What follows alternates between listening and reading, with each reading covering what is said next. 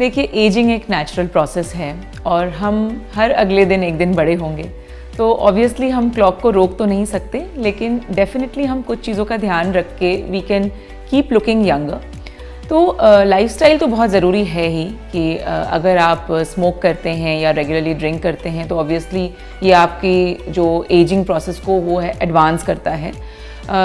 Definitely sleep affects us a lot, तो sleeping cycle भी बहुत अच्छा होना चाहिए, स्ट्रेस फ्री लाइफ होनी चाहिए, जो कि आई थिंक आज के ज़माने में परहैप्स एक मिथ है, लेकिन फिर भी हमें ट्राई करना चाहिए।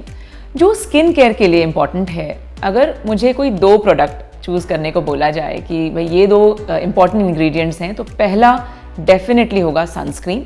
और सनस्क्रीन भी कोई ऐसा वैसा सनस्क्रीन नहीं कि जो भी मनाया आपने उठा लिया।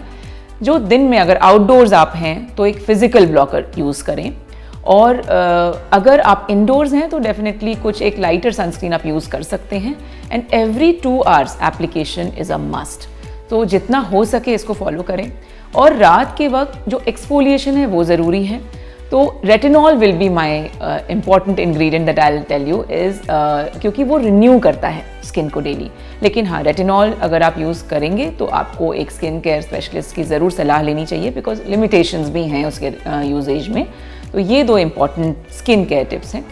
बाकी ऑफकोर्स जैसे जैसे हम एडवांस होते हैं एज में, तो प्रोफेशनल स्किन केयर का इम्पॉर्टेंस आ जाता है।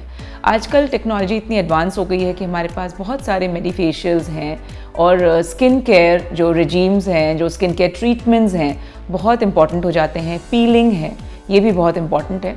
तो इनको टाइमली शुरू करें ताकि ageing, of course you can not arrest ageing, but definitely you can delay.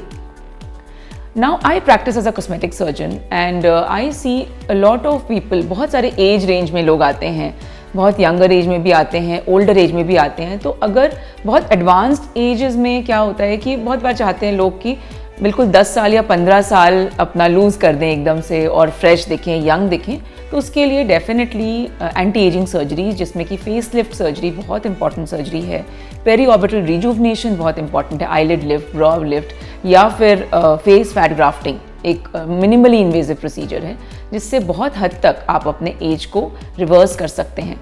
तो जैसे कि मैं हमेशा बताती हूँ अपने वीडियोज़ में कि you can reverse ageing, but you can not keep the clock from ticking. तो क्लॉक तो टिक करेगा ही, लेकिन डेफिनेटली हम उसको काफ़ी हद तक रिवर्स कर सकते हैं।